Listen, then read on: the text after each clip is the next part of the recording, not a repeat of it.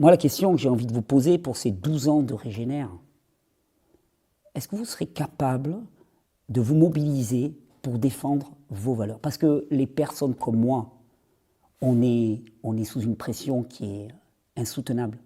Si je vous racontais exactement ce qu'est la réalité de ma vie et de celle de mes proches, vous me prendriez pour un mythomane.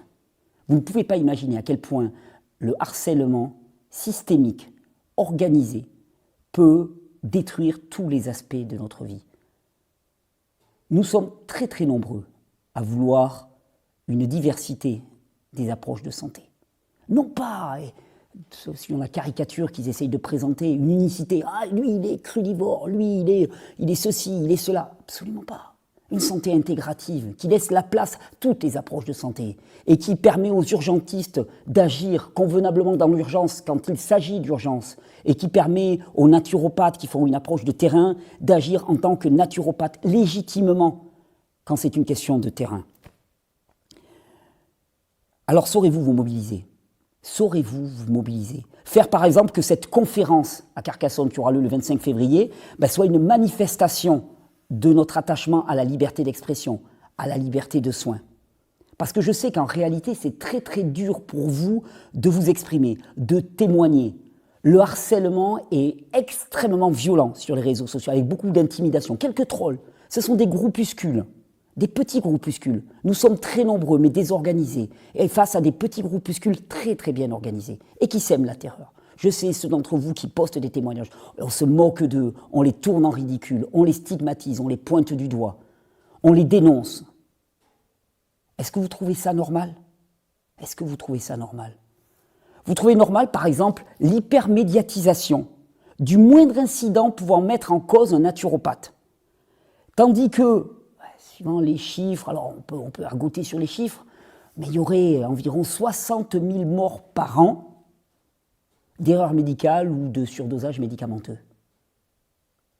Alors, le moindre naturopathe pour qui il y a un problème, le moindre centre de jeunes dans lequel il y a un jeûneur qui pourrait avoir un accident, alors là, par contre, c'est la grande couverture des journaux. On se moque de nous.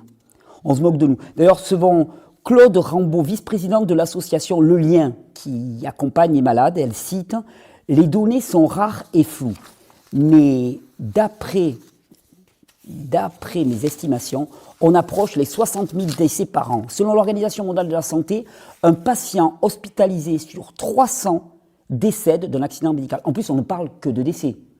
Je ne vous parle pas d'accident, de ratage total.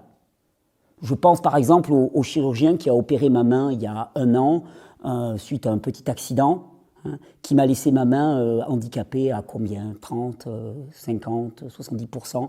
Je ne peux plus utiliser ma main décemment, il va falloir certainement recasser, réopérer. Un ratage, un énième. S'il était naturopathe, il aurait été déjà traîné dans la boue médiatique. Mais là, impunité totale. Cette étude, elle cite, a été réalisée dans 7 pays développés comme les États-Unis, le Canada, le Royaume-Uni. Or, en France, en 2016, 13 millions de personnes ont été hospitalisées, ce qui fait 43 000 morts par an. Il faut rajouter un autre chiffre, 18 000 autres personnes issues de la médecine de ville décéderaient chaque année, victimes d'une erreur médicamenteuse selon un rapport du Sénat. Il s'agit de traitements inappropriés, mal dosés, mal suivis par les médecins. Plus de 10 000 personnes succombent chaque année en France dû à une mauvaise utilisation des médicaments, alors qu'au moins la moitié de ces morts sont évitables, a affirmé jeudi 22 mars un collectif de professionnels de santé. Mauvais dosage, mauvaise prise, non-respect du traitement prescrit, interaction entre plusieurs médicaments. Les causes d'un accident lié à un médicament sont diverses et les conséquences loin d'être anodines, écrit le collectif Bon usage du médicament dans un communiqué.